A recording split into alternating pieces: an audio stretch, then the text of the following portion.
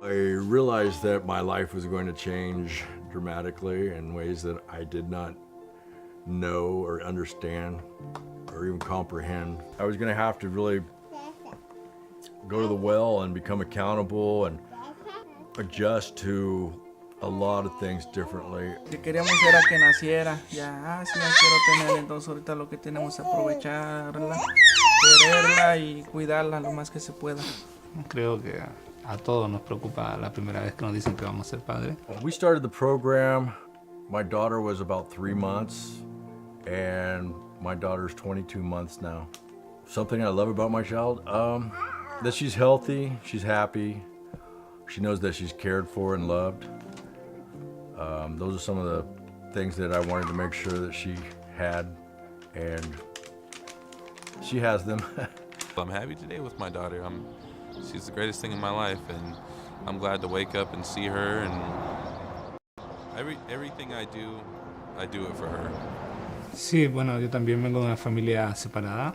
Creo que por eso también me motiva a estar más presente con él, de quizás también estar de la forma quizás que yo no la tuve para Máximo, y también comprender que el padre no solo es el que pone los límites y las reglas, sino que también está ahí para hablar, acompañar, regalonear, jugar, cosas lindas también, no solo ser el guía para el niño, sino que también un compañero de vida. I was more of a elated and thankful because for 3 months I was in baby land, and when you're in baby world, you're just kind of flying by the seat of your pants and hoping you know that you're just supportive in the ways that you can be supportive. Pero pues aquí pues ya los enseñan un poquito más cosas que uno no sabía, como cuidarla, cómo desarrollarla, cómo educarla, y pues es algo bien porque pues cosas que yo no sabía, pues ya usted nos las dijo y todo como consejos, y pues muchas cosas que se aprendieron. Bueno, creo que por mi parte esperaba algo totalmente diferente, como un programa más frío, por decirlo así.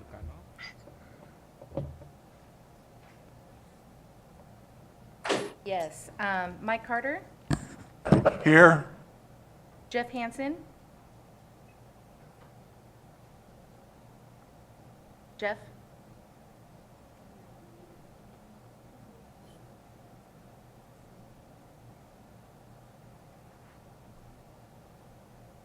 Here. You did, Jeff? Okay. Alrighty. Bernie Norvell? Here. Josefina Duenas? Here. Tasha Ostran? Here. And Chair Dan Jurdy? Here. Thank you. We do also have John Haschek on the line, but he will not be voting today. Okay, so I think Director Hashak is not at a publicly accessible meeting location, but he's in the meeting as a member of the audience. Okay, under Assembly Bill 2449, are there any issues we have to address for this meeting? No, we don't have any. We would have to have a quorum physically present in one location to make any findings under that, so we're not able to consider those today. All right, thanks. We're going to convene as the Regional Transportation Planning Agency, immediately recess as that, and reconvene as the Policy Advisory Committee with Caltrans's participation. The next on our agenda is the consent calendar. We have the minutes of June 5th, approval of the July 10th executive committee minutes, and approval of the First Amendment of the fiscal year 23-24 overall work program, as well as the fiscal year 23-24 RTPA budget amendment. Would anyone like to ask questions about the consent calendar or make a motion? I will move that we approve the consent calendar. Recording in progress. Second. Okay, we've got a motion and a second. Are there any members of the public that would like to comment on the consent calendar?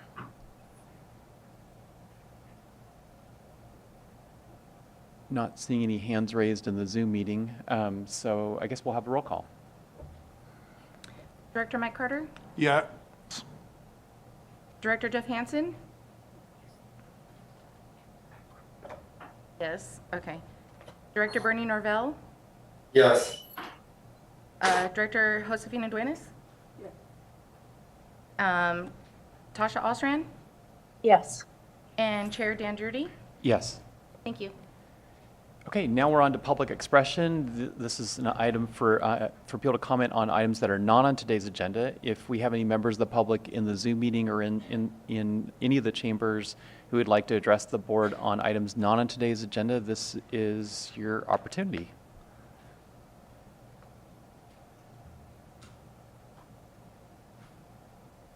Okay, all right, not seeing any. We'll go on to the regular calendar. We have item 10, which is presentation and acceptance of a draft proposal, proposed feasibility study of mobility solutions for rural communities of inland Mendocino County. And this was prepared by AMA Transit Planning. Thank you. Good afternoon, board members. You have my staff report before you, so I will just briefly summarize it and then ask Nafili to add a few words before we turn this over to our consultants for the presentation today. I have a So, question, Loretta. I'm not sure if your microphone's picking you up very well. Is that better? Yeah, I think it Okay, is. thank you. So, board members, you have before you my staff report, so I will just briefly summarize it, and then we'll ask Nafili to introduce the consultant and say a few words before the presentation. As the Regional Transportation Planning Agency, MCOG is responsible for oversight and administration of the Transportation Development Act funding received for our region. So as part of those duties, we annually hold an unmet needs hearing to hear from the public about any unmet transit needs in the region. And as we've reported to you over the last year or so, because of these needs that come up from time to time, MCOG undertook a study to look at the remote areas of our inland county in Covelo, Laytonville, Brook Trails, Hopland, and Potter Valley to look at potential mobility solutions that may be available to reach these hard-to-serve areas. So during the study, we had a good public outreach process, both in person and virtually, and a project team consisting of MTA, MCOG, and Caltrans worked with the consultant throughout the study, and a technical advisory group composed of many various stakeholders also met periodically throughout the study period. So you will recall that the board received a preliminary presentation back in April of potential recommendations that were being discussed and considered. We're now at the point where those considerations and those solutions have been refined and evaluated and adjusted, and you will hear from our consultant about those recommendations. And at the end of this item, we will not be asking the MCOG board to accept the proposed solutions, but, excuse me, we will not be asking the MCOG board to approve the recommended solutions. Rather, we will be asking you to accept the final report. And that's because we understand that implementation of any final solutions will involve policy discussions and funding discussions between possibly the MTA board and the MCOG board.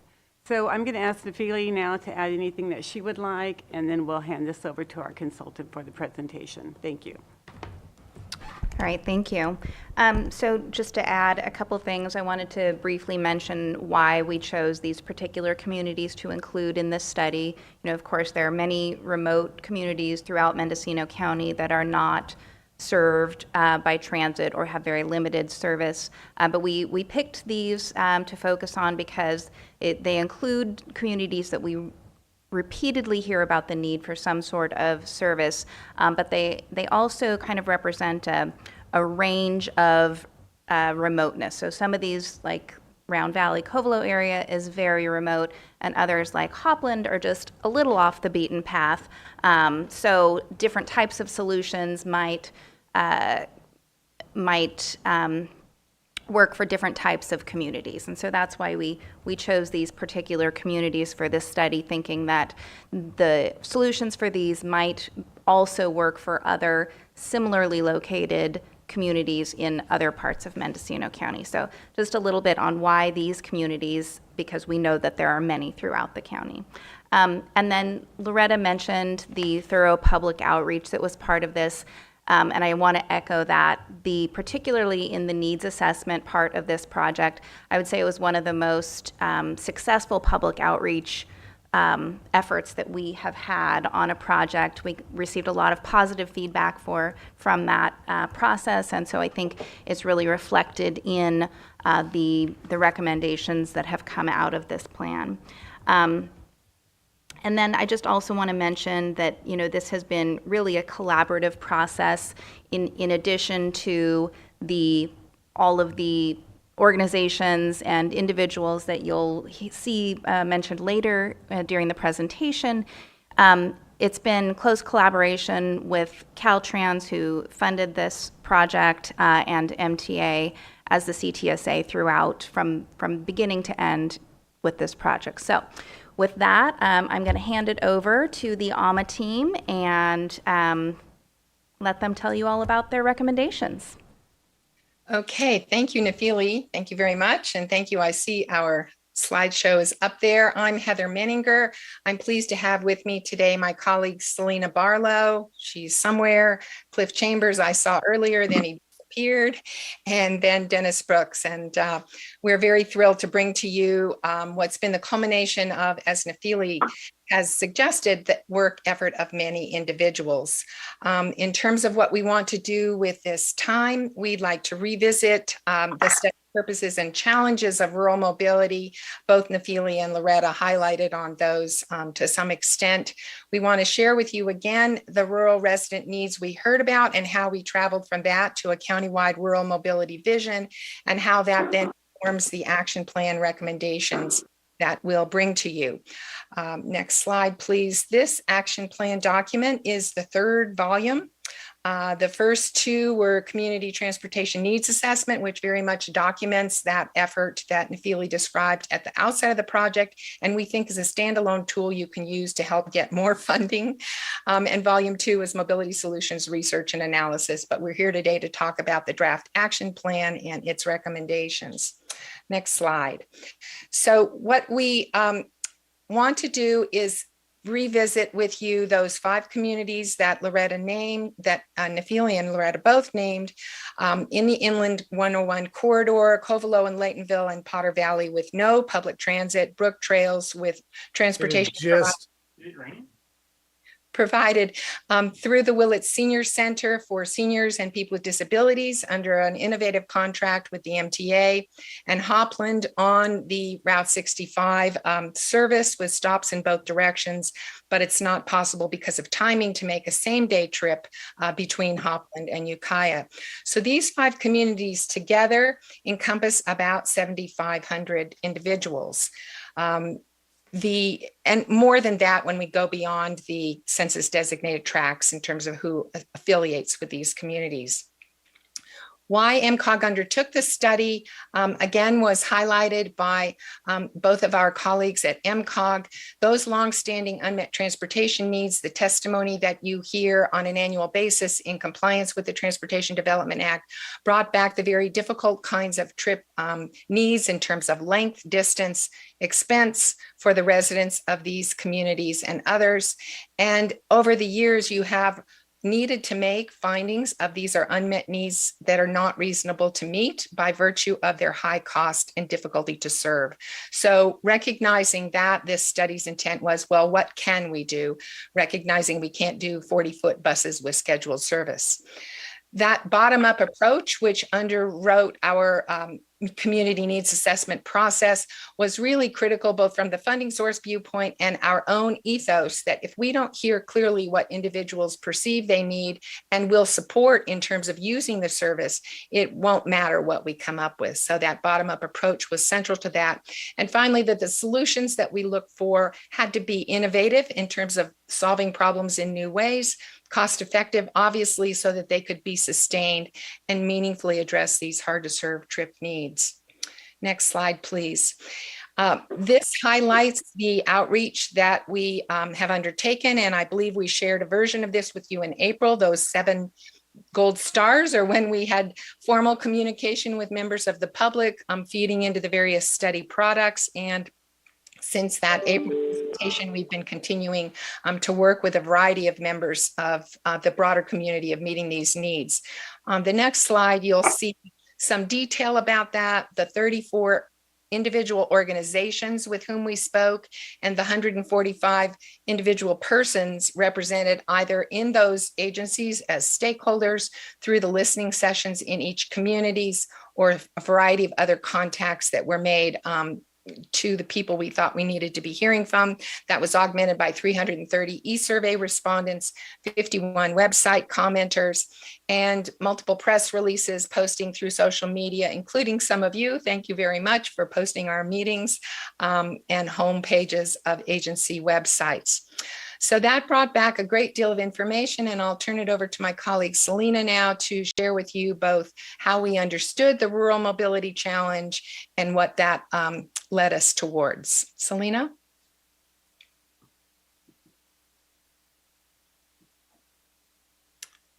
Selena, make sure you're unmuted. I'm unmuted. Thank you very much. So I'm going to begin with a little bit more about the challenge that this project was intended to address. The reason you have these longstanding unmet transit need testimony is that many rural residents live outside of the MTA service area. Of the county's 91,000 residents, only about 56% live within 1.5 miles of an MTA bus stop. Meanwhile, about 9% of the population lives more than 7 miles from an MTA bus stop in an area that is unlikely to be served in the foreseeable future. Among our study communities, as Heather mentioned, Covelo and Laytonville are the most remote, 41 miles and 23 miles from Willits, respectively, and the closest bus stop. They are significantly isolated. Potter Valley appears to be right on the edge of that 7-mile bubble, but in fact, it's about 11 miles by roads to get to the closest MTA bus stop. Brook Trails is only a few miles outside of Willits, but Sherwood Road is neither walkable nor bikeable, and the community's design doesn't lend itself to fixed route service. So it has its own challenges in serving. And then finally, Hopland is actually within MTA service area, as Heather mentioned, but there is only a single round trip per day headed down to Santa Rosa on the Route 65. So it is not possible to make a trip from Hopland to Ukiah and get back in the same day. So that doesn't really meet the needs of the folks there. So with those limitations in mind, what existing transportation services are there for these people? So MTA services are limited. In Brook Trails, they do have access to the Willits Senior Center, which provides dial-a-ride service during limited hours, but that's only for seniors and persons with disabilities, not for the broader public. A few of the rural health clinics have vehicles, but they only transport a very small number of eligible riders, people who meet very specific criteria for medical trips. Their capacity is limited, and sometimes it's limited by availability of drivers. The Cato Tribe and the Potter Valley Family Resource Center have vehicles within the communities of Laytonville and Potter Valley that are largely unused, either because they don't have a driver for the vehicle in Laytonville, or they don't have any funding to operate the vehicle in Potter Valley. And then finally, the Medi-Cal Partnership Health Benefit that we often hear about as an option serves certified riders, Medi-Cal certified riders for approved Medi-Cal trips. But even those services are unreliable, and most seniors who rely on Medicare are not eligible for the Medi-Cal benefit. So again, there are very limited existing resources for serving these populations. So the goal of this study was to look for innovative solutions to meet these hard to meet goals that are beyond traditional public transit. We knew going in that it was likely that we were going to need to look at multiple modes in order to meet diverse needs. And we knew, as Heather said, that those modes would need to be low cost, because we didn't have a lot of money, any money to work with, honestly. They needed to be sustainable, and they were going to need to involve community partners if they were going to be implemented and successful in attracting ridership. So with those goals in mind, we conducted the listening sessions and the stakeholder interviews that Heather talked about in each community in order to help us identify needs. In all of the communities, the primary need that we heard about was the need for periodic travel to Ukiah and Willits for affordable shopping, for social services, for medical appointments that are beyond the kind of routine care that could be handled at the local clinic. We particularly heard about the need for OBGYN care that's available only in Ukiah. In addition, rural students need to travel to the Mendocino College campuses in Willits and Ukiah for classes, and those are regular trips. There are also community-specific issues. The single road access into brook trails that I mentioned, the fact that there are no grocery stores in Hopland or Potter Valley. Hopland, you can buy great wine, but you can't buy groceries. And the need for service and agricultural workers to get to jobs in Hopland. Those were needs that were more specific to those communities.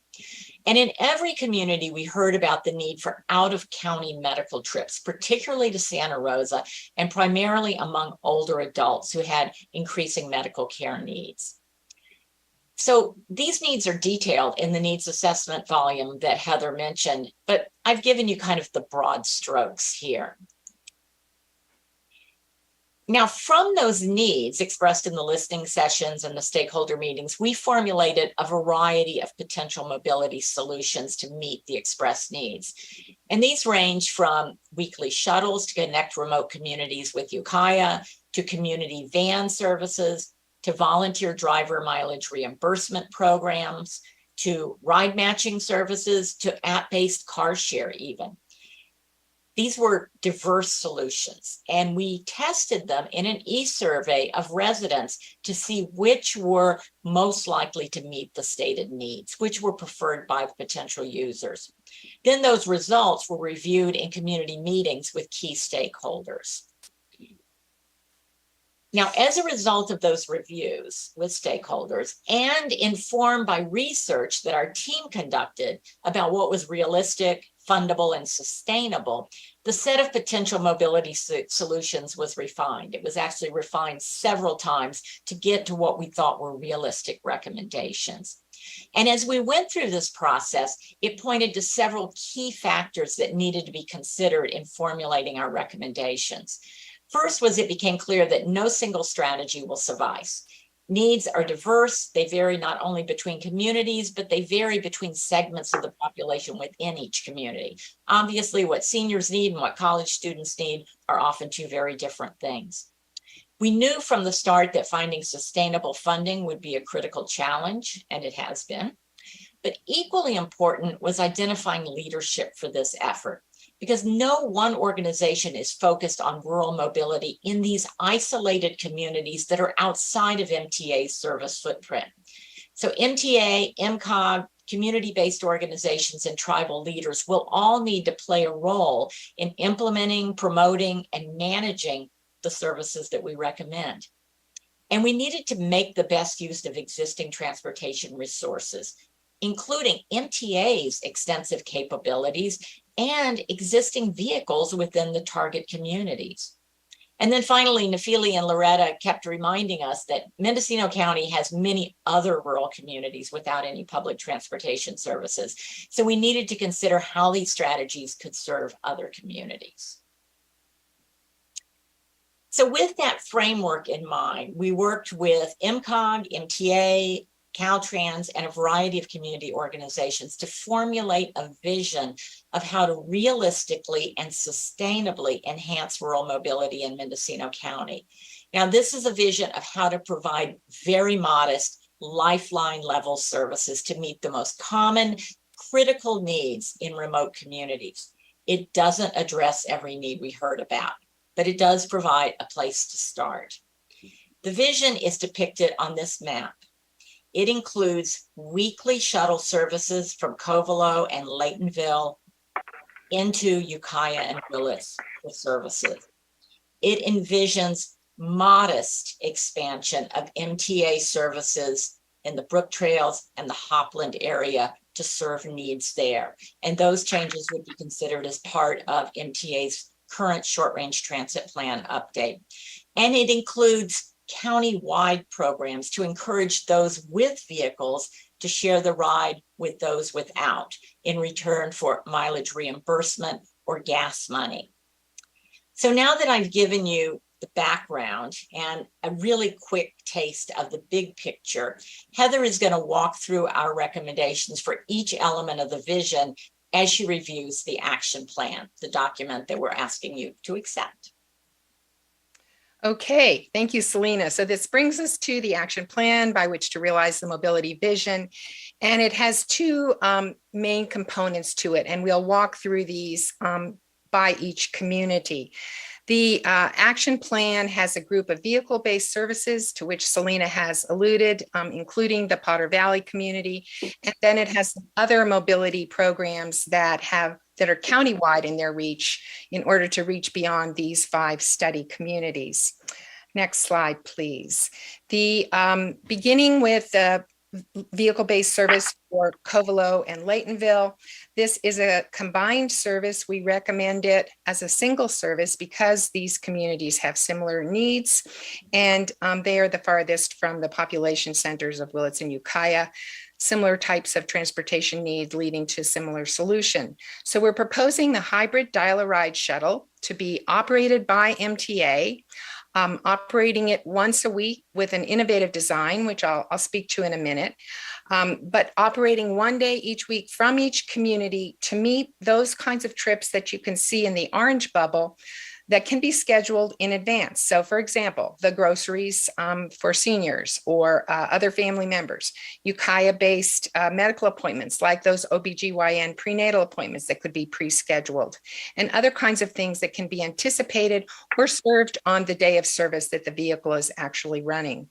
In terms of that service design, it runs in an advanced reservation mode like a dial-a-ride around the home community, picking people up, or an individual could wait at the one scheduled stop if they discover today, I want to go, so they can get to perhaps the Keith's IGA in Covelo. The vehicle will go express then to Ukiah. It could conceivably stop in Willits for a single stop. But then once reaching Ukiah, it will distribute its riders around to their respective destinations, possibly picking them up a second time, taking them to another destination, like from the docks to the pharmacy. And then at the end of the afternoon, several hours, collecting people to make the return trip home. The vehicle, as operated by MTA, they propose to garage it in Willits and are also proposing to operate it as live service from Willits. So conceivably, people could travel in the morning out from Willits or to Ukiah on the day of service. The vehicle goes to each community.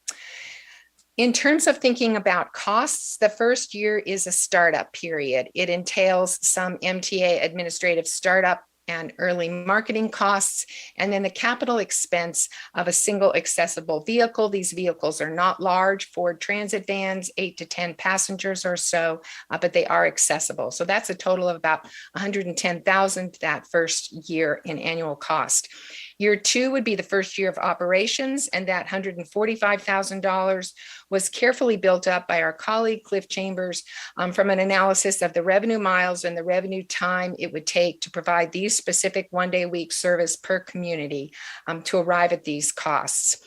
Year 3 would expand service if it was warranted by demand and if the funding was available. So to run 2 days a week from Covelo and 2 days a week from Laytonville would be a $279,000 cost, inclusive of MTA administrative expense. And importantly, in each year, a contract between MTA and a community-based organization or two to market and promote the service. Because if people don't know about it, they won't ride it. And it may be the best designed service, but that doesn't mean it'll be successful if no one gets on. So the marketing and outreach we see is critical to each of these services. Next slide, please. This brings us to the second vehicle-based service, the community of Potter Valley. We have a sort of two-part proposal here. Initially, a community vehicle. We indicated they have one in parked on their facility. It had been in a successful operation with community foundation funding, but is no longer. So anything that's in the public transit arena must be accessible. Therefore, it would be an accessible vehicle that's proposed to be driven by a staff member or volunteer driver, not a paid driver, and serve local trips, getting people to the Family Resource Center, or importantly, between Potter Valley and Ukiah. And you see there in the green bubble that we heard from a number of youth, older adults, people with disabilities, others who don't have a car or can no longer drive, who spoke about their needs to get into Ukiah for a variety of purposes. We envision a later possibility here of a hybrid dial-a-ride type service, the shuttle service I described from Laytonville and Covelo, with a one-seat ride into Ukiah.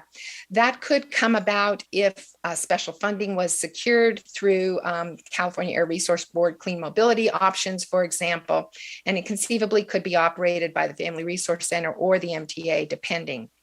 Going to the next slide, the costs of this are much lower than the Covelo-Laytonville dial-a-ride for several reasons. We're proposing purchase of a used vehicle with MTA and administrative expense in that first startup year between $32,000 and $40,000. In year 2, operating with staff drivers are not paid by the project or volunteer driver.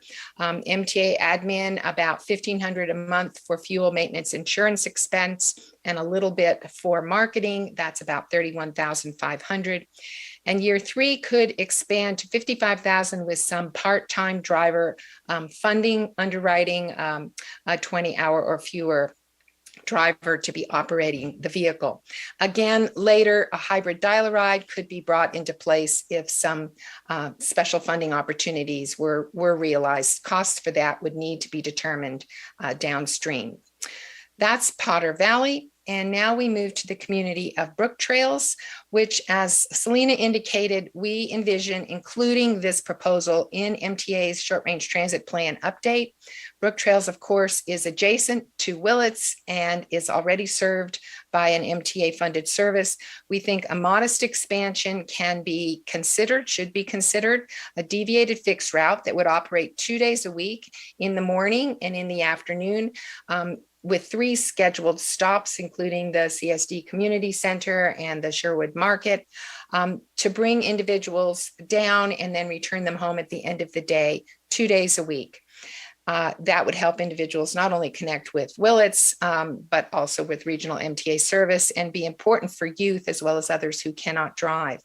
The next slide shows costs that were calculated associated with that. Again, an acquisition of an accessible vehicle in the first year with some administrative costs would get to about $77,500. The second year of operation of that 2-day-a-week service would be $75,000. And if it expanded in the third year to 3 days a week with demand presenting good ridership and available funding, that would grow to $115,000. So those are, Hopland. I almost forgot Hopland, sorry. Our final community, again, we propose for inclusion in the short-range transit plan update as the most appropriate place to be considering increasing frequency. Now, whether this is along the Route 65, whether it's an extension of the Route 20, or whether it's some other alternative, like some kind of hybrid shuttle that could be considered downstream, we think that there is clear need for 2 populations to which Selena spoke: the Hopland youth, people with disabilities, others who can't drive and who need to get groceries, traveling between Hopland and Ukiah. And then in the opposite direction, workers coming down to the various employment sites there in Hopland who may not have a car. Many of these service workers and agricultural workers have, of course, lower cost, lower income, and lower per hour rates. So transportation would be helpful. Annual costs for these services would need to be determined through the short range transit plan and a variety of other considerations that went beyond what we could calculate. So that brings us through the vehicle-based services, the countywide mobility programs I will speak to next, with the first one of 2 being a countywide program that is broader than the 5 communities in its focus, is a volunteer driver mileage reimbursement program. It's focused on isolated rural residents who don't have access to public transportation and who have non-emergency medical trips. The program is envisioned for the smaller audience of older adults and persons with disabilities for two reasons. The primary among them is that you can fully fund it for that population. And we also propose that you think initially about supporting those rural residents who don't have access to transit, again, to set up narrower parameters, narrower eligibility requirements as you enter into it. The program has a critical component where the rider finds his or her own driver. The program reimburses the rider at a below IRS mileage rate so that it's still a volunteer. That individual pays their driver, and the amount of miles per month are capped. This is a very important budget control to the overall program. We've seen these programs become very popular, so it's critical to have a good budget control going in. This is modeled after our Riverside County TRIP program, a component of the Independent Living Center, a nonprofit independent living program that's been operating this kind of mileage reimbursement program for over 3 decades. They have set up similar programs in many counties around California, elsewhere in the country, but importantly, in your neighboring Lake County, Pay Your Pals is this type of program. What's very exciting is that the North Coast Opportunities community-based organization has stepped up and indicated a willingness to administer this program, because, going for the next slide, we have a grant opportunity on the streets right now. The Section 5310 program is receiving applications through August 31st. And the North Coast Opportunities has indicated they are willing, and I presume hard at work with the assistance of MCOG into preparing that application. If they ask you for letters of support, please help them out and give one, because we think it's a really critical countywide in its focus piece of this larger vision. In terms of the costs of the program, this is presenting a 2-year set of period of costs, because the 5310 program has a 2-year cycle. Looking at year 1, that's for 80 individuals a month, each being allocated 250 miles in reimbursement. That $155,000 grows then in the following year, when the number of participants could increase to as much as 150 individuals a month at 250 miles per participant, $332,000. Now, there are a variety of cost elements here, and I'll just quickly highlight what's going on. There's obviously mileage reimbursement to the individuals in the program. There's some administrative and marketing expense to the community-based organization, in this case, North Coast Opportunities. Again, it's critical that the word get out about these services so people can connect with them and use them.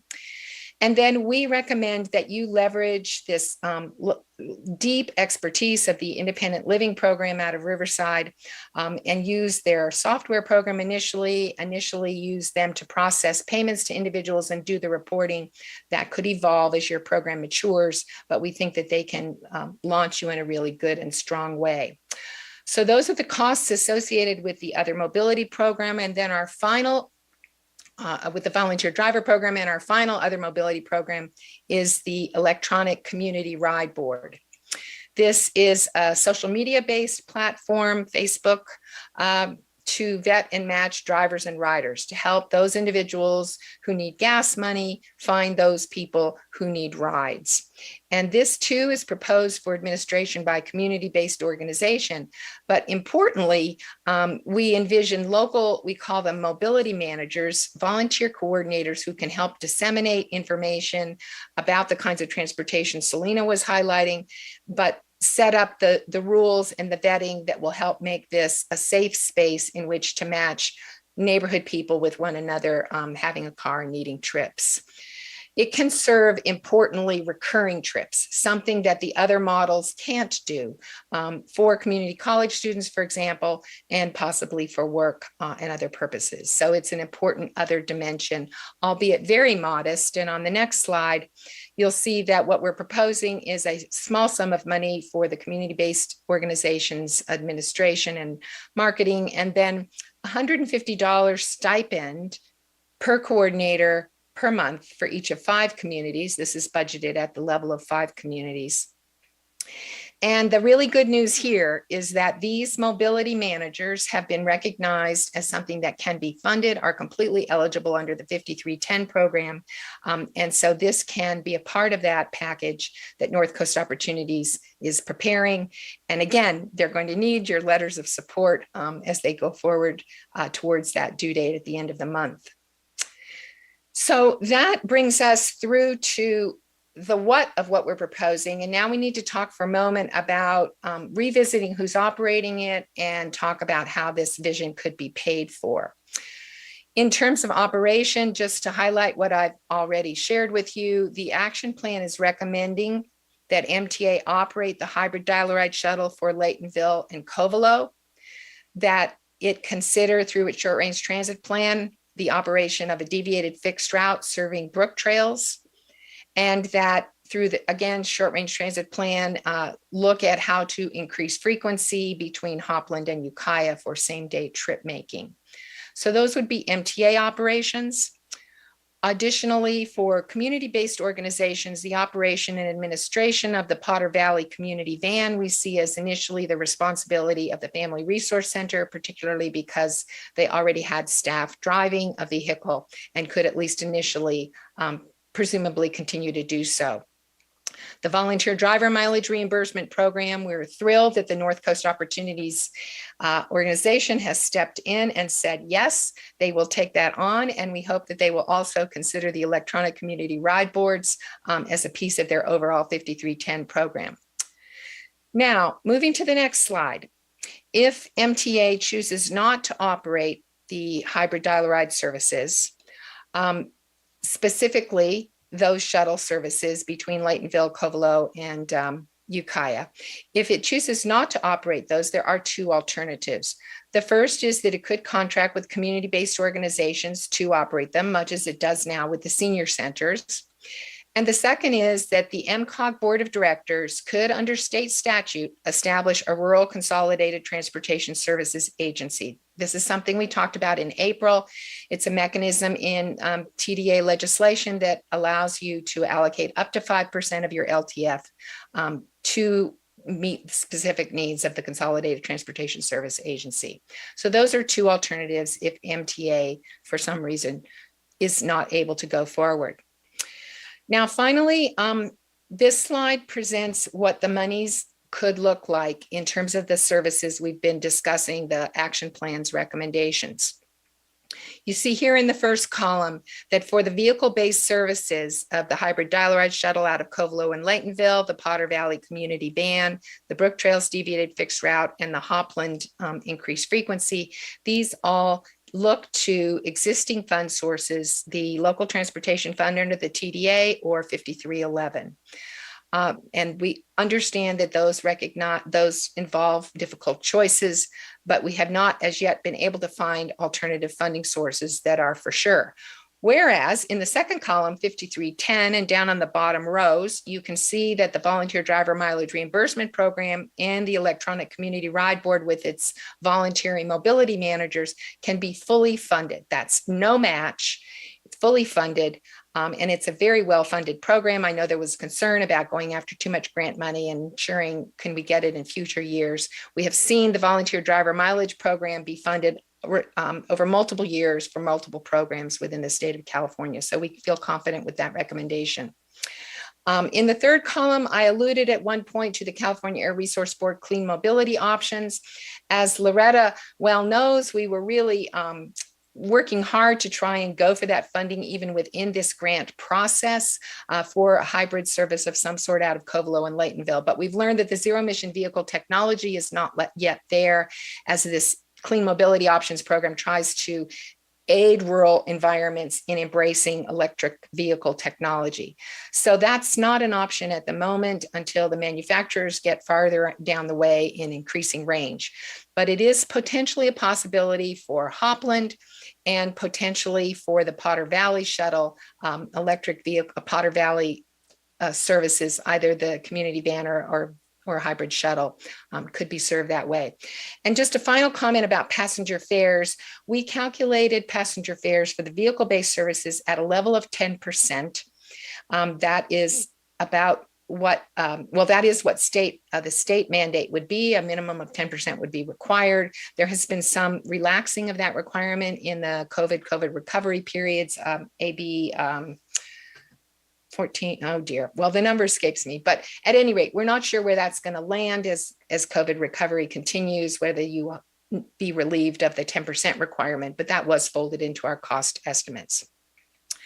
So coming now to the conclusion of our presentation and what we think will lead to success. We think that it requires building upon the partnerships that we strongly observe with MCOG in its leadership role, facilitating and supporting the search for funding as it is right now with the North Coast Opportunities Grant application process, continuing to research other rural funding sources. There seem to be some other possibilities out there, both at the federal and state level, and perhaps making some hard decisions down the road about the allocation and use of local transportation funding. Also important for MCOG will be a role for its TAC to monitor the vision. Are we making a difference? Are we having an impact? And we think that that entity is best positioned to do so. For MTA, we have described various operational or contracting capabilities for the vehicle-based services, and we hope that they will be able to embrace those. And then moving to the community-based organizations, as we've said, the North Coast Opportunities is going for the mileage reimbursement ride board programs in a grant application. And importantly, with other community-based organizations, it will be critical to promote these services to rural residents. My colleague Selena has spent much of her career on helping transit communicate to prospective riders what's out there and how you use it. And these services, as modest as they are not necessarily intuitive. It will be really important that people learn how and come to understand how to use these services. So we see that role as critical to the community college people, perhaps promoting the ride board, the public health system, in helping link those OBGYN patients with the service the day of week that it's coming, the tribal leadership, helping to communicate to their members what might be possible. So as a concluding thought, and then we'll look forward to your comments and your own questions, we believe this action plan is very important because these needs are not going to go away. These are long-standing, hard to serve, unmet transportation needs you've heard about over multiple years. We only cataloged the last 5. And the remoteness of Covelo and Laytonville, in some ways, many ways make them the neediest of those because they're farthest from the service footprint. So those needs are going to continue. As with Potter Valley, while it's much physically closer, we heard very significant need, albeit from small numbers of people who need some assist to get from here to there. And Hopland and Brook Trails on the edges of MTA service area, particularly for youth and for those trying to get groceries, and importantly for workers trying to get to jobs, we believe that this deserves consideration in the current short-range transit plan. So that concludes our presentation. You've been very patient in listening to us, and we look forward to hearing what thoughts this sparks amongst those of you listening. Okay, well, thanks for the presentation. Maybe we could, bring the rest of the people in Zoom onto the screen so we can see them. Thanks. Okay, John Hashak. Yeah, thank you, Chair Journey. I'd just like to thank Selena and Heather for this really extensive, approach to the transportation needs. And I think they've hit the nail on the head with what is going on out there, especially for Laytonville and Covelo, certainly high needs, and Brook Trails too. I think that their recommendations are very much needed and really will fulfill the needs that are out there that have been unmet for a long time. So thank you for this program, and I look forward to seeing how we can implement it at some point. Thank you.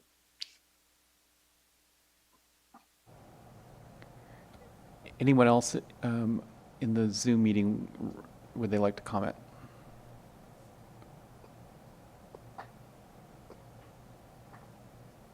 Okay. Anyone in the room would like to comment?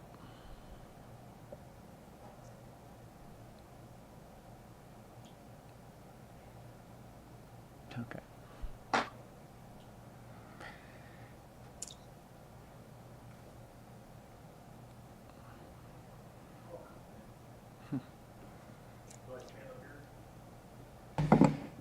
All right. I also like to thank Alma. I think you guys did a good job. I see a lot of myself in your report. That's MTA's vision, and it's been on our plate for a very long time to actually provide service to these remote communities and not so remote communities such as Brook Trails and Hopland. This seems like we're going the right direction as far as identifying the needs of these communities. And I think MTA has a lot to offer in the future. Our board of directors has a lot to offer in the future as far as some planning and communication with the MCOG. So thank you. Well, Jacob, if I could just ask you on the Tried to run away. The consultants did bring in a number of funding streams, and you may have been familiar with them. I wasn't familiar with all of these. Any comments on these different funding sources for what are really probably about 5 or 6 different kinds of services? So 5310 is for seniors and disabled. The focus on 5310 is completely for seniors and disabled. So when we're talking about those communities as a whole, it was even mentioned today that there are folks that need to get to work, folks that may fit outside the senior and disabled. So some of those funding sources, as far as 5310 is concerned, we'd have to identify what percentage and how we would want to pursue that in the coming years. I think there are some great opportunities with the California Clean Mobility, especially since the technology is coming about. I see the technology in the next 2, 3, 4 years with the advent of a solid state lithium battery of actually getting the ranges because of the extreme topography that Covelo in a place is remote. You've got these major hills and miles in between. So we're looking forward to that technology. And the moment that technology comes about, I think we'll see a renaissance as far as what will be available and what we'll be able to do with California Clean Mobility. LTF, MTA already uses the LTF. We use a lot of the LTF. And I think any of these could be funded with some of that LTF as long as it doesn't take away from that other 56% of the county where we are already taking care of their ridership, not trying to segment any certain part of that population. When you look at there are a number of funding sources that will be coming. I think the state and at the state legislative level and through the assembly, and we're looking at these things, we're seeing a lot more bills that are coming about, more funding that is coming about. So I'm looking forward to that, and I participate in a lot of that as well. So there are funding sources coming down. They're just not coming down quick enough. And even this project wouldn't be something there where we snap our fingers and it happens, no matter what we do. It's going to take a little bit of time. I think it was stated, the first year is a lot of planning. Second year would be a minor set, and then the third year maybe we could get this thing off the ground in a big way.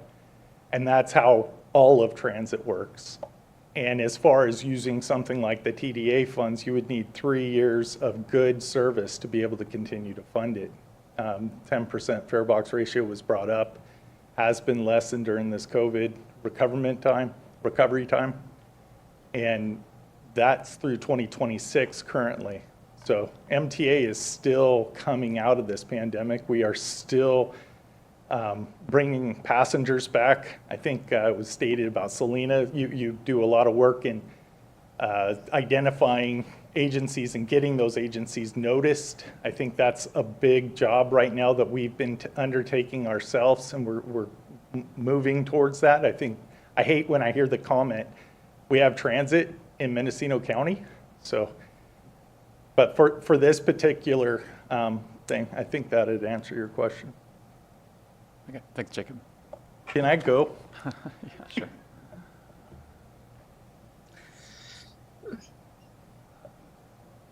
Thank you, Jacob.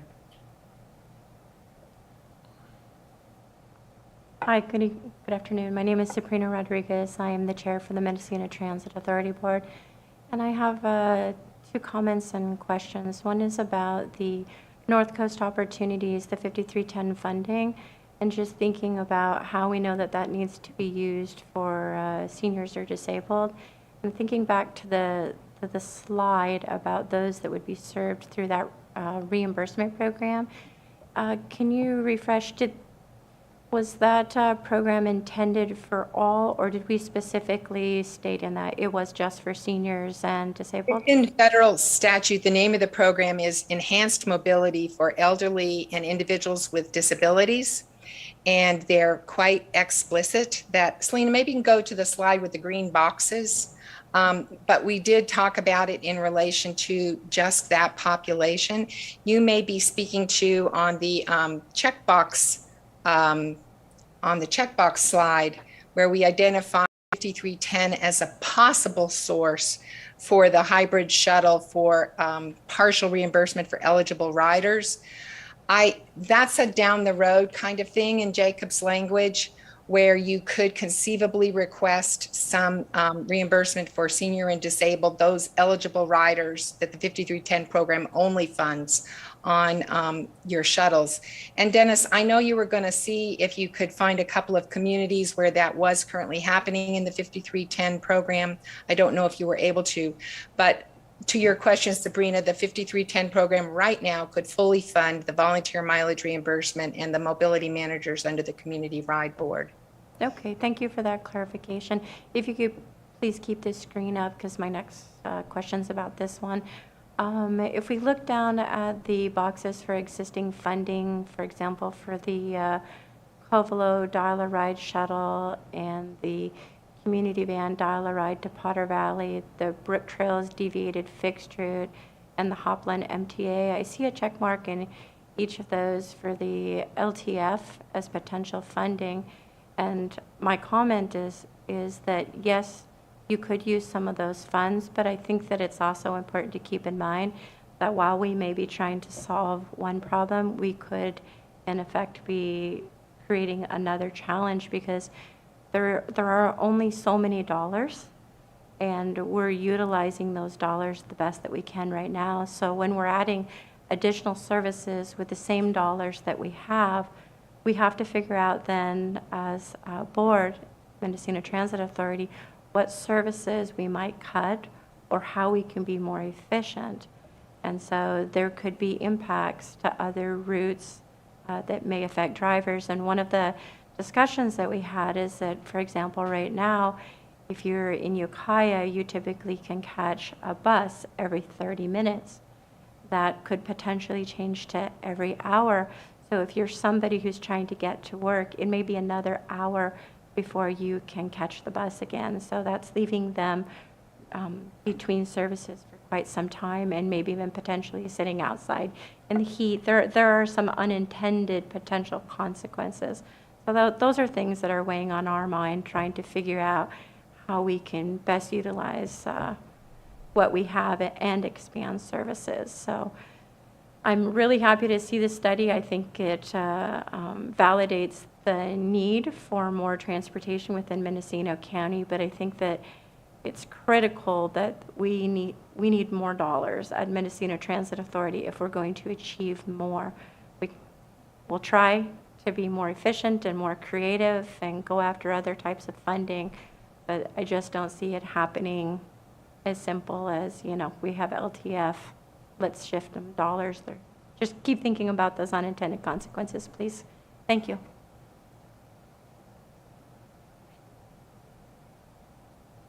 I will just add to that, that it's the reason why we have these very modestly priced, minimal services, because we recognize these are very hard decisions, very tough decisions.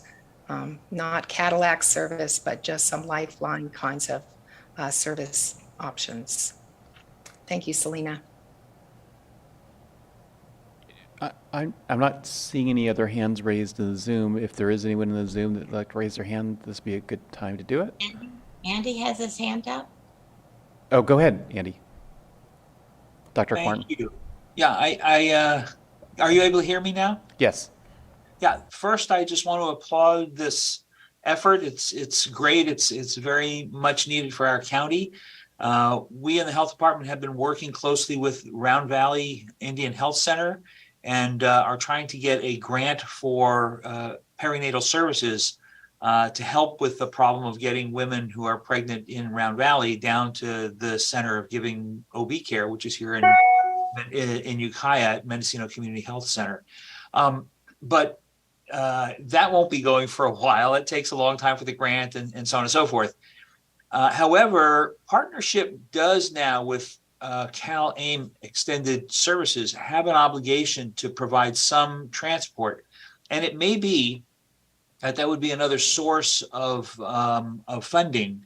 And if someone's interested, I could get you all in contact with the president of partnership, who I think would be interested in this. I'm not sure how much funds they have. Of course, when I've talked it over with him, he was saying, well, we can't pay for emergency visits, but if we try and get some perinatal services up to Round Valley Indian Health Service, then we can probably make some predicted referrals down to Ukiah on a more regular basis. So first of all, just thank you all. I think it's a heroic effort in a very needed area. And if I can be of some help in possibly rousing up some more funding or another funding organization, I'd like to do that. There are other places in California where the Medi-Cal provider pays the public transit operator to provide service. It's very difficult to access those funds, but it can and has been done. So it could be something that in partnership with you all, the MTA people could pursue. I wouldn't leave them alone with it. It's too hard to get through your industry. I'm sure. I'm going to put my my email in the chat, and if you could get back to me with any information or questions, then I will pass it on to John. Thank you. Thank you. All right, thanks. Any other comments from the Zoom? Okay, anyone else in the room? I'd like to make just a couple follow-up comments to some of the things we've heard. So great to hear about any other potential source of funding. So we'll definitely follow up on the information about potential partnership funding. And then regarding the LTF and the comments that Sabrina made, MCOG as the administrator of those funds, we're well aware that they're limited. There aren't new LTF funding opportunities. And so it's our hope that you're not hearing a lot about it because it's not an MCOG project, but MTA is currently going through an update of their short-range transit plan. And so through that process, that's why it was mentioned in the presentation. If there are efficiencies that can be achieved that might result in cost savings, or maybe there are other funding sources that could help fund some of those other more heavily used services, it might make funding available. So obviously that's why this is on for acceptance today, because we know that to implement any of these, it'll take a lot more steps, decision-making on behalf of MCOG and MTA, and finding all the potential dollars that we can that we don't already have. So, we just want to acknowledge that, we know that using LTF for other things means not using it for what it's currently being used for. So just acknowledging that. Okay. Well, this might be an appropriate time for someone to make a motion to accept the report. Excuse me. Oh, go ahead.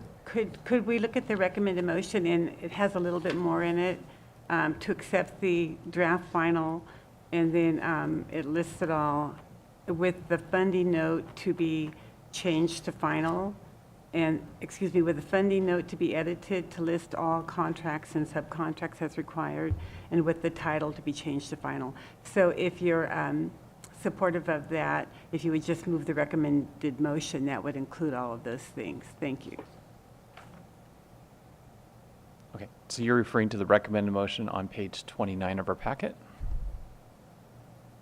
So moved, Chair. Okay, we've got a motion?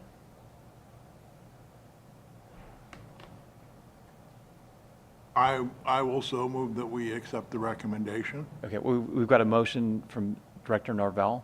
You want to second the motion? I will second. Okay. Okay. So we've got a motion and a second. Can we have a roll call? Director Mike Carter, Yes. Director Jeff Hansen, Director Bernie Norvell, Yes. Director Josefina Duenas, Yes. Tasha Ostrand, Yes. and Chair Dan Jurdy. Yes. Thank you. And thank you very much on behalf of the consultant committee. We really enjoyed this piece of work, and we're grateful that we had an opportunity to come to know Mendocino County in the ways we did. So thank you. Thank you. And that takes us to the Technical Advisory Committee and Executive Committee recommendations of May 24th and July 10th. All right, so first up, we have well, so this a two-part process, this all regarding the administration or the awarding of the funding that's available through the State Transportation Improvement Program. So the State Transportation Improvement Program is capital funding that is given out, programming capacity is given to regional agencies by formula every 2 years to be programmed over a 5-year STIP period. We do that through adopting a regional transportation improvement program that identifies projects. We have for decades been doing that through a competitive process with adopted policies, application, and scoring that are approved by the MCOG board. So the last time that our policies and related material were adopted was in 2012.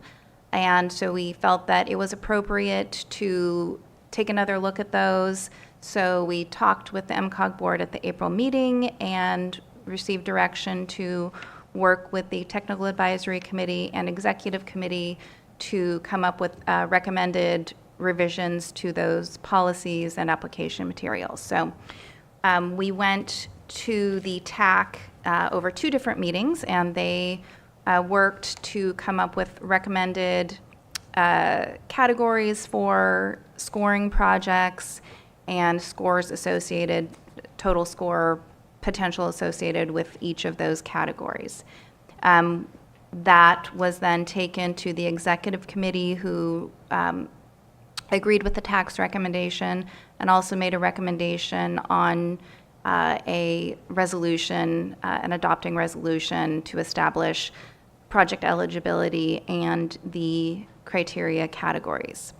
Following that, staff worked to update the application itself and the instructions to reflect the changes that had been recommended by the TAC and the Executive Committee. So what you have for you for approval today is you have, as I mentioned, the resolution that establishes types of projects that are eligible, as well as the criteria that will be used to score those projects. You have the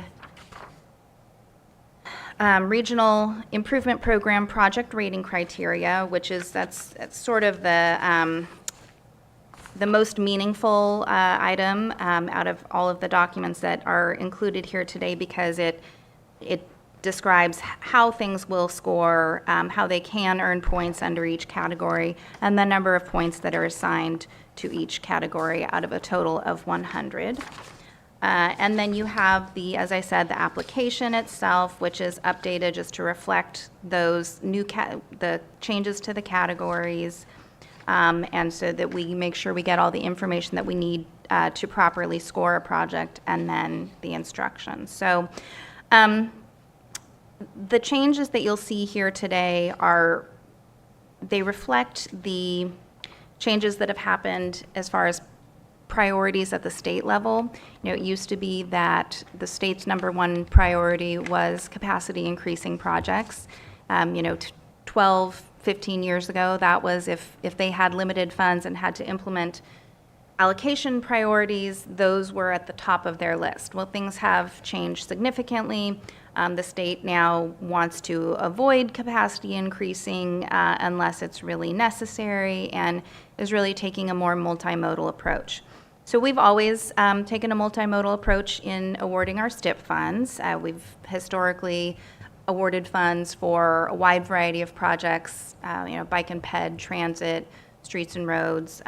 So that's not a change for us, but these criteria and their points do more closely fall in line with those state priorities, and then also allow a little more flexibility in the types of projects that will score well, recognizing that system preservation has it's always been a need, but with each passing year it becomes a greater need for our local agencies. So there is a new category that reflects scoring under system condition and preservation and completion to reflect that. So that is a summary. I can go through all of the criteria if the board is interested in that, but you do have all of these in your packet. So I'm happy to give more detail or answer questions. So I do have a question. I should have asked this before the meeting. For page 3 of or it's page 36 of our packet, page 3 of the scoring system. So it's 100 points in total, 15 points, so 15% is on the preservation of the system. And I'm not clear on how someone would interpret the language here. I think it could be left open for interpretation, so I think maybe it might be worthwhile just clarifying the language if it is the will of the board to have this language, which is in previous discussions, I think both here and at the executive committee, we were talking about trying to look at the context of the project in context with the whole fleet or the whole PCI of the road system that's being maintained. So in that second sentence, for roadway rehabilitation or reconstruction projects, consider the current PCI of the project, I would add, of the project and the system, comma, and then just go on with the rest of the sentence and the PCI following the project completion. Because I think the discussion had to do with both looking at the condition of the actual project that's proposed for work, but also the system that it's a part of. Okay, yes, so we can definitely add that clarification in. The second paragraph of that category was an addition following our discussion about this at the executive committee meeting, but we can just add further clarity regarding PCI. And the application itself also gives people an opportunity to provide that information. I see, yeah, so the second paragraph tries to address it. I don't know. I think it could be clearer if we add that additional language. Sure. Do we have any public comments on this draft scoring system or this agenda item?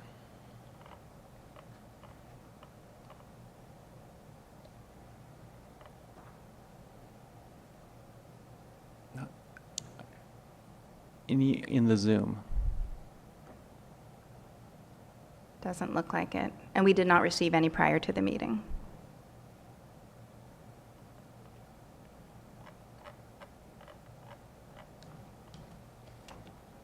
So So what we have is a recommended motion to adopt the resolution adopting MCOG STIP funding policies to reflect current state and local conditions and priorities, approve the revised STIP funding criteria and score values, application and scoring sheet, and instructions. Would someone like to make the motion, hopefully with the added verbiage I just presented? I'll also move with the Chair Jordy's amendment to the language. I will second. Okay, so we have a motion and a second. Thank you. Director Mike Carter, Yes. Director Jeff Hansen, Director Bernie Norvell, Yes.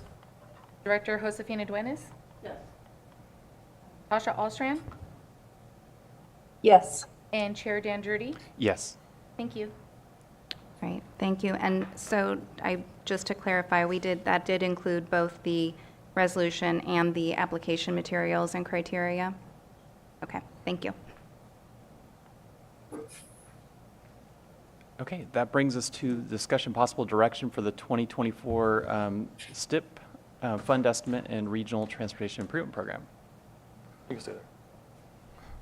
Good afternoon. Sort of building on what Nafili talked about, this is the time where we start the regional transportation improvement program process. The RTIP is something that we develop every 2 years, every other odd year, based on the fund estimate provided by the California Transportation Commission, which they are preparing to adopt either Wednesday or Thursday of this week. Their proposed fund estimate is providing, or has identified a target of $11,731,000 for the Mendocino County region, of which $8,137,000 is new programming, which includes our planning, programming, and monitoring. It also includes an unprogrammed balance of $3,479,000,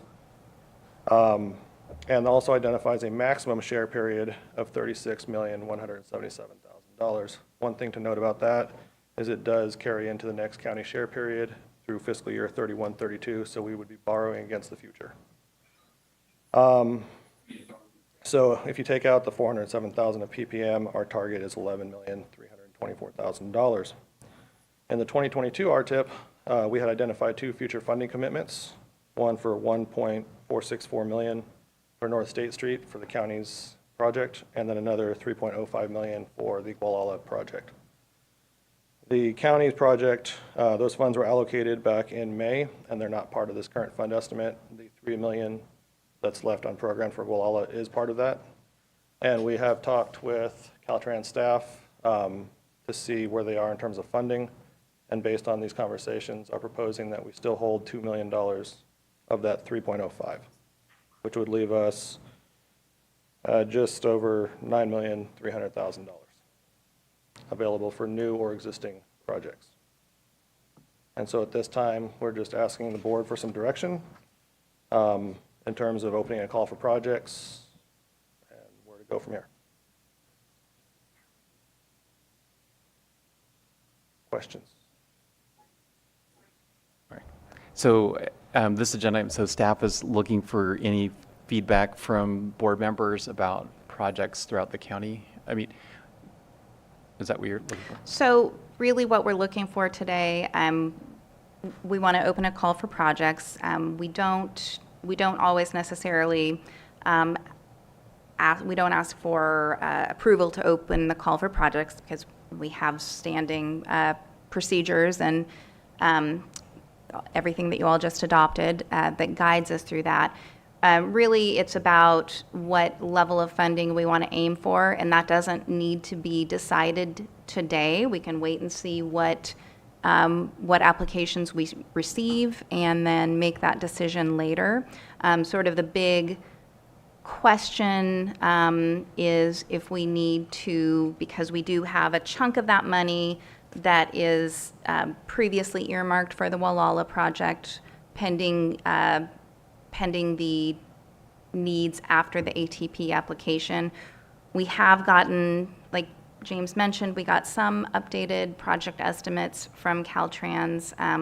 we still need to have further conversations with them to figure out why their costs have increased significantly in the last year.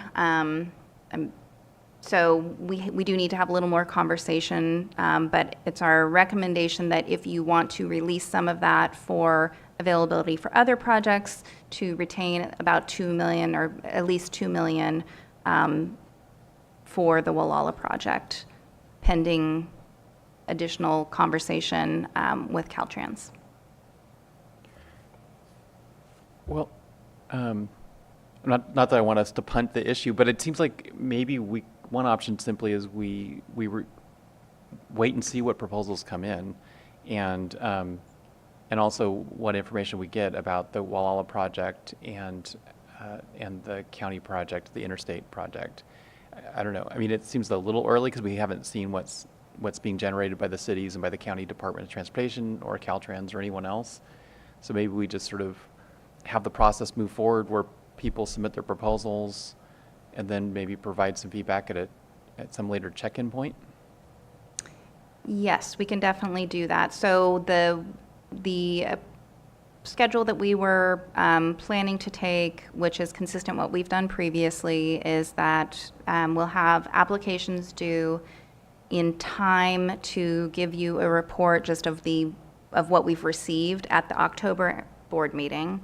And then the TAC will make a recommendation on projects in October, and then we'll bring those recommendations to you in a draft RTIP in November for final adoption in December. Oh, go ahead, Director Carter. Do you have a comment? Sounds good to me. Okay. So I think it's perfectly reasonable to hold off on deciding on whether to keep that full amount in reserve at this time. Just go ahead and wait and see what other funding needs come up.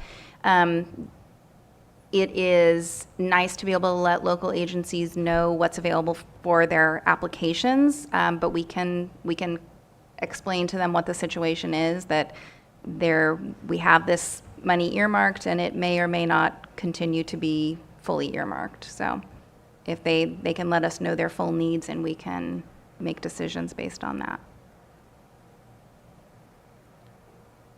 Any questions or comments in the Zoom panel?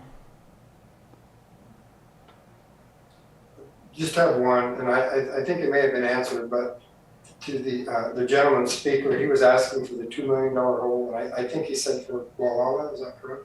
Yes, that's correct. Thank you. So I guess my thought, I haven't heard anybody wanting to move away from either of these two projects, that there's board support for these projects, but it's just that it's a little hard to know at this point, how much they will in fact need. Are there other funding sources? And what projects are going to be coming in until we see the whole basket? Right. Just to clarify, the only one that that we would potentially hold money for still is Gualala. North State that money was allocated in May of this year. Okay. So that's just there to show you what we held from the previous RTIP. So James, you were proposing, or the proposal was for $2 million of the $3 million for the Wallala project? Yeah, at the moment. To be earmarked. Based on what their current needs are. Okay. So can you clarify why the staff report says $3 million? Because that's what we originally had earmarked in the previous RTIP. And so they got their ATP funds, which funded what we thought was all of it, most of it apparently. And so they're asking us to still earmark some of it, not all of it though.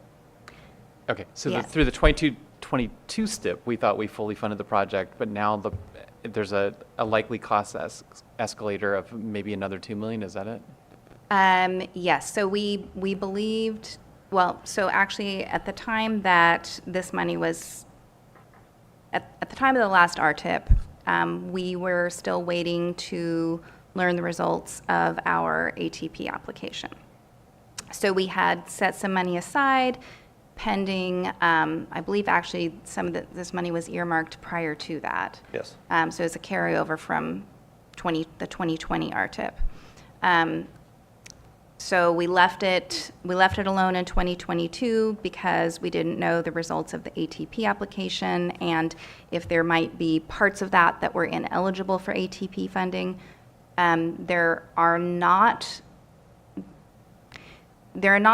There's nothing that's been identified as ineligible. However, the costs have gone up significantly, about a 20% increase. So they're calling for about a $1.5 million increase in construction since the time of the ATP application last June.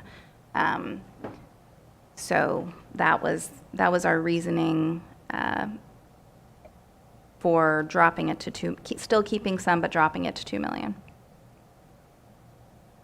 But as previously suggested, we can hold off on, we can get some more detail on that and hold off on making any decisions regarding that until we receive the rest of the applications.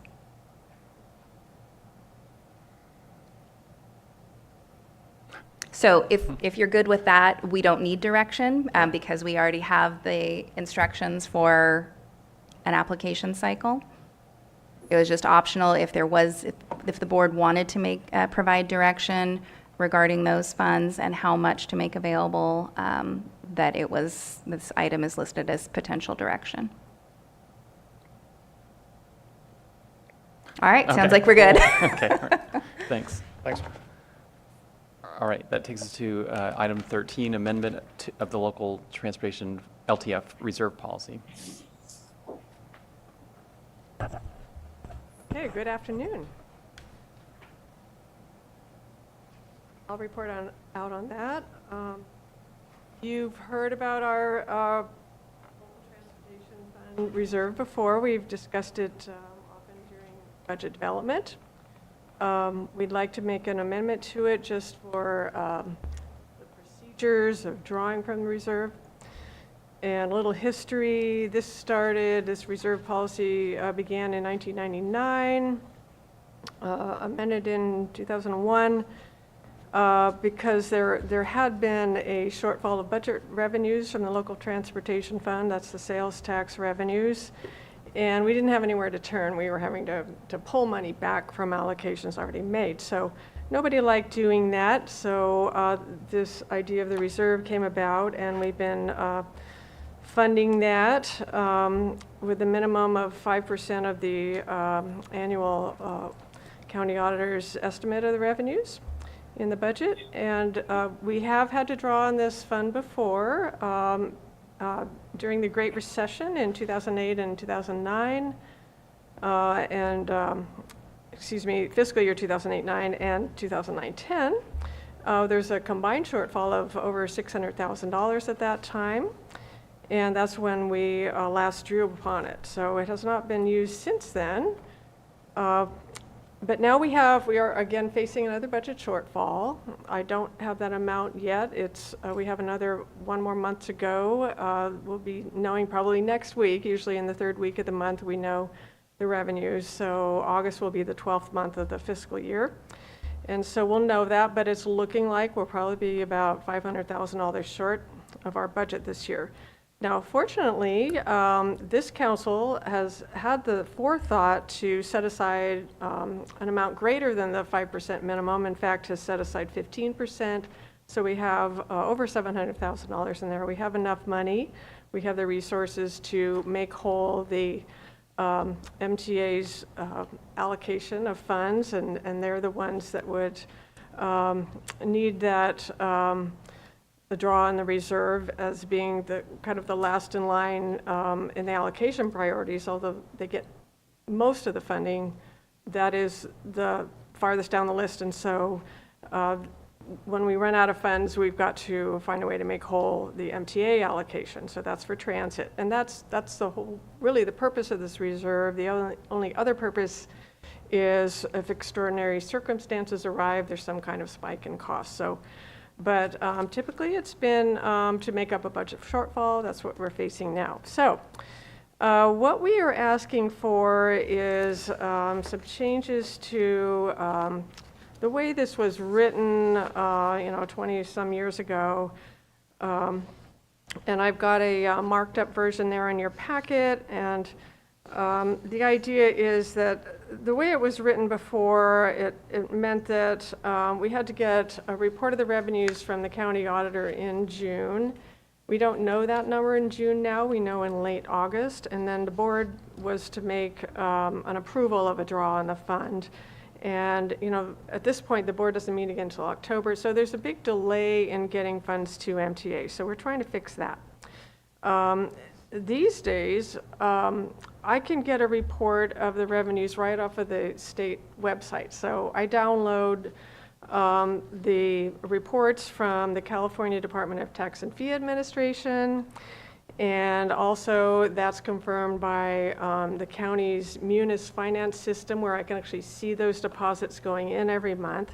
So we really can just have an administrative process where we create our own report from those sources, and you know, later that can be borne out by our annual fiscal audit.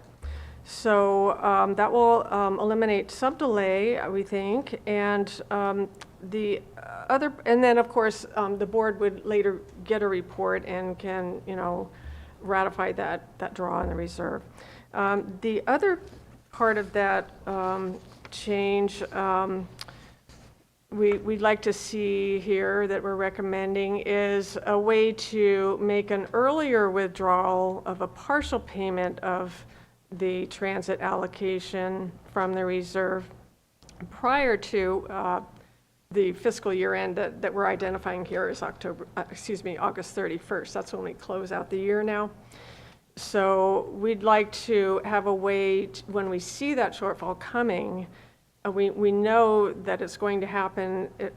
Instead of having to skip an entire, you know, month's payment for MTA, we can take a draw from the reserve, a partial payment of their allocation, so they can continue to have revenues and cash flow. So that's basically it. This basically eliminates the need for a report from the county auditor. It eliminates the need to wait for board action. Things can be confirmed after the fact.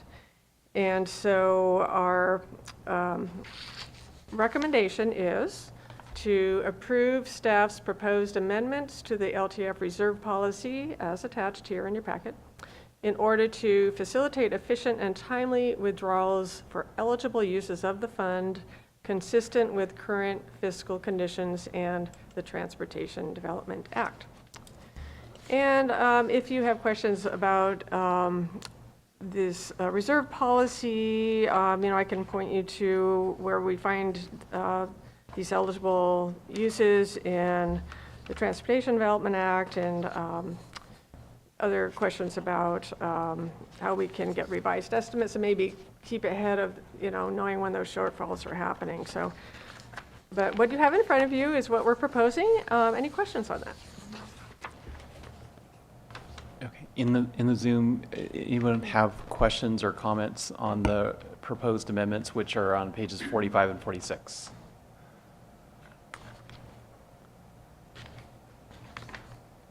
All right, not seeing any in the room. I will move that we approve the staff's proposed amendments to the LTF reserve policy.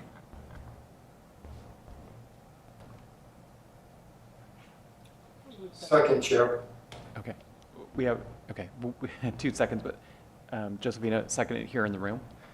Okay, so I don't see any comments, so we'll go to roll call. Director Mike Carter, Yes.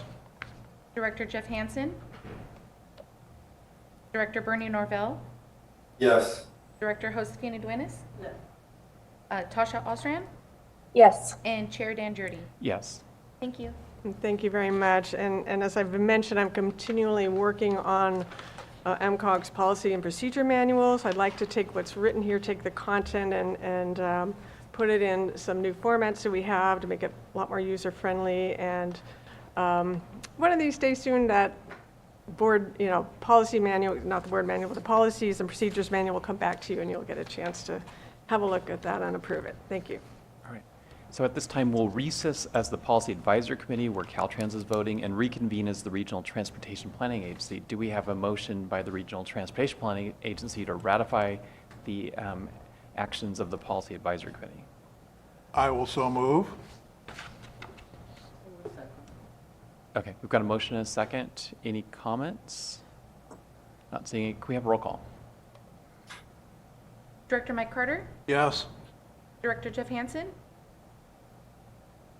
Director Bernie Norvell, Yes. Director Josephina Duenas, and Chair Dan Jurdy.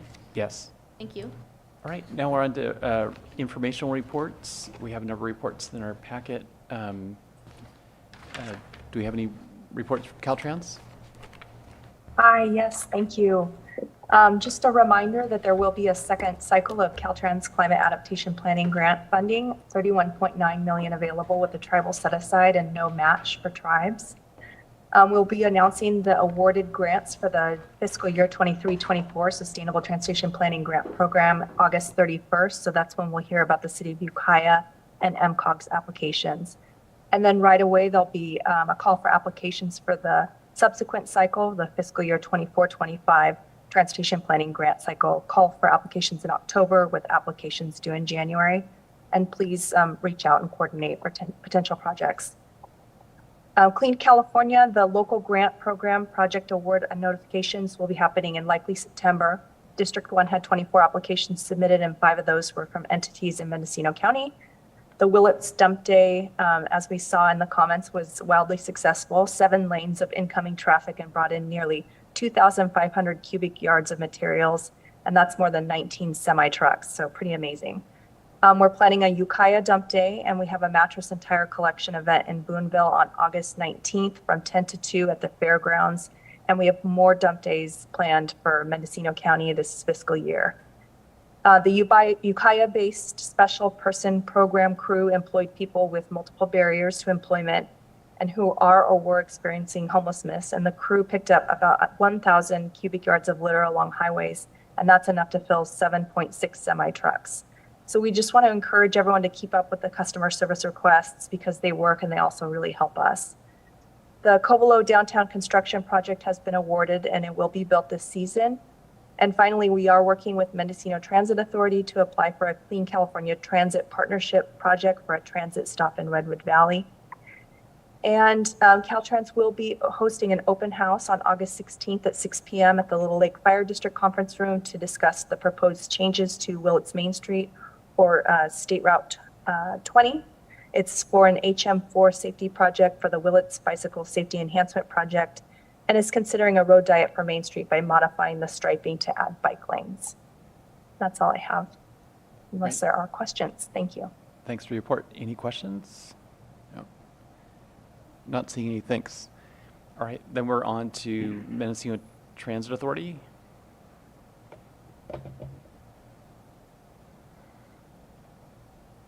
I'm back. All right, just a couple things. The short-range transit plan is currently ongoing. It was mentioned in the earlier mobility solutions. We had a community workshop July 27th. About 20 folks showed up on a very nice hot summer evening. I think it was very successful. We got a lot of really good input from the community. And one thing that we've been working on, as this board knows, is the zero-emission buses. We currently just passed 1.5 years with our 2 all-electric vehicles up in Willits that are running full-time service. We are on track to start Fort Bragg this time, or hopefully a little bit earlier next year. That'll be in the local there in Fort Bragg, and MTA has just received a 35-foot all-electric Gillig that's down at the yard. But as they say, putting the cart before the horse, because the supply chain issues, we don't have the means to charge the vehicle. So we have a vehicle, but we can't go anywhere. So, but hopefully shortly we'll be able to rectify that situation. So just to clarify, so the charging station is about to be installed as soon as you get the parts, basically? Yeah, and the parts, technically it's the switch gear. They're about a year from the time you order it. We didn't order it. We just got done ordering it recently because of the shortage. They weren't even allowing us to order the switch gears. We've actually contacted folks like here at the county, City of Ukiah, and they're in the same boat as we are. There's a waiting list for a waiting list, so. Okay, thanks. Okay, I don't know if we have any updates on Great Railroad Trail. So Director Hascheck did leave a couple comments on update comments in the chat. I can go ahead and read that. He said the Great Redwood Trail Agency had 2 outreach meetings in Alder Point and Hopland at the end of July. There was a lot of talk about job opportunities, especially at the Alder Point meeting, and on Thursday, they are conducting interviews for the executive director position. Right, thanks. And then that would bring us to MCOG's summary meetings, which we have in our packet. Anything you want to add? Nothing to add, but can answer any questions. And I'd also like to note that I was not at the June 6th and 7th CalCog meeting. I somehow missed that, but I just wanted to note I was not there. Okay. Okay. Anything you want to report on Covelo 162 project? Not a lot to report. Construction continues. We are still hopeful that we'll be able to complete the project within the current construction season. But there are always, always complications with this project just due to the biological and cultural resources in the area, but we are progressing. Okay, and then on the rural REN, we have the press release. Can you maybe refresh us Yes. of this very large allocation state to many rural counties? What exactly is making its way into Mendocino County? Yes, so the Rural Regional Energy Network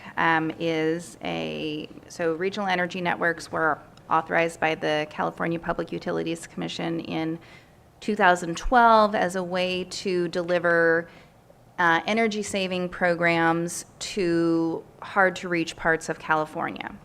The first of these were in large areas, Southern California, Bay Area. This, with the approval of the rural REN, there are now 5 throughout California. This one is a little unique because it includes non-contiguous areas, and it's the first REN that includes both public agencies and community-based organizations. So it makes it different than the previously approved RENs. So the REN, there was an extensive business plan application that was presented to the CPUC that was developed by this group. We, at the direction of the MCOG board, had been exploring ways for MCOG to play a regional role in energy savings and climate change, reducing climate change. And so in our efforts to explore roles for MCOG, we discovered that this rural REN was in development, and the portfolio administrator for this program is the Redwood Coast Energy Authority, which we have done work with in the past, and they gave us an opportunity to join the rural REN sort of at the last minute. The other organizations had been part of this. Mendocino County had been part of the Rural Hard to Reach group that's mentioned in the press release many years ago, but it was a different agency. Then that agency was no longer involved, and so Mendocino County wasn't part of it, the REN, when it was first in development. So we were grateful to have the opportunity to join at the last minute. And that was approved by the MCOG board in, I believe, February of 2022. So we expected approval from the California Public Utilities Commission later that year. That was postponed, and they just took action and approved the proposal on June 29th. So this was after our last MCOG board meeting. So what this will mean for our region is that there will be a number of programs that will be implemented, some of them by local staff, some by other partners within the rural REN. Programs include rebates, which will, there are some rebates currently available through Sonoma Clean Power, so it'll be something similar to that, but funded through the CPUC's public good charge. There will be other programs that are part of the rural REN also related to codes and standards, workforce development, public equity program, which would be to connect public agencies with energy efficiency programs. So it's a wide array of programs that are included in this. And so when the CPUC, because their decision was delayed by a year, this was originally proposed to be a budget 2023 through 2027. It is now 2024 through 2027. So we will be trying to launch these programs faster than we had anticipated. So as soon as the funding becomes available, we'll be jumping in to get things up and running. Fortunately, we have a lot of organizations to look to for their expertise, like our CEA. There are other multi-county agencies also that are part of this, like Association of Monterey Bay Area Governments and the San Joaquin Valley, I believe it's Energy Commission. So a number of multi-county organizations. Some of the counties that are part of this rural REN do have urban areas, but are also, even if they have urban areas, they have large rural areas. So they are still considered rural areas with those hard to reach customers. So more on that to come. We are working, well, all of the REN members are currently working to update implementation plans reflecting the new 2024 through 2027 approved funding. So we'll probably have something more detailed at the next meeting. Okay, thanks for the update. Mm-hmm.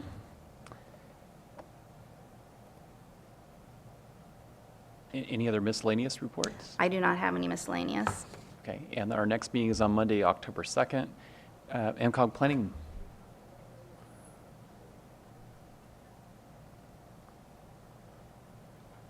Thank you. I just have a couple of items. The first one is the feasibility study for the new MTA Ukiah Transit Center.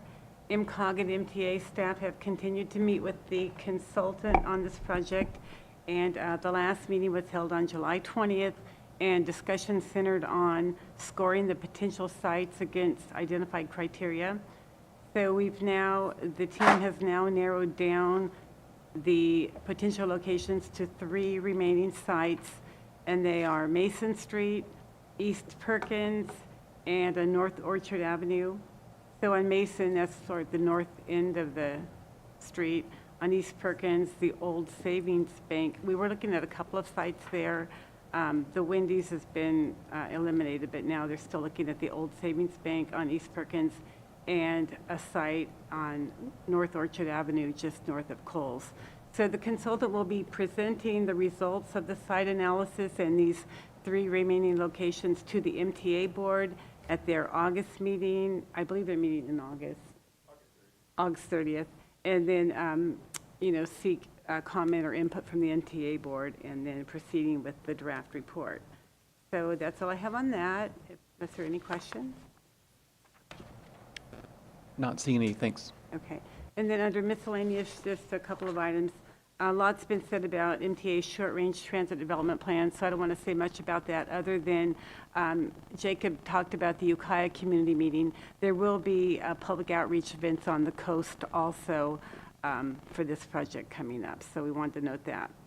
And then the next miscellaneous report, staff submitted a federal Safe Schools for All planning grant application in early July for a planning project to update and enhance local agencies' local road safety plans to ensure that they include all of the required components to allow local agencies to pursue federal funding available through the Safe Streets for All program. And we expect to hear the results of that grant in the fall. And then lastly, Tasha mentioned that the announcements will be coming out at the end of August on the current year's Sustainable Communities Grants. MCOG submitted, you may remember, we submitted an application for the Noyo Harbor Multimodal Circulation Plan. So we're looking forward to hearing about that, and we'll report that to you at the next meeting. And that's all I have. Thank you. Okay, thanks, Laura. Any questions? Okay, not seeing any. Do we have any board member comments? Okay, not seeing any. Oh, go sorry. ahead. Director Haschuk did leave a written update that I can read. So he said, CalCog reports $5 billion in funding for transit operations and capital funding. Guidelines will be out by September 30th, and funding will flow to regional agencies in January. And also thanks to Caltrans for the free dump day in Willits. It was very popular. Those have been popular everywhere they occur. All right, well then at 3:19, it looks like we are adjourned. All right, thank you. Thank you.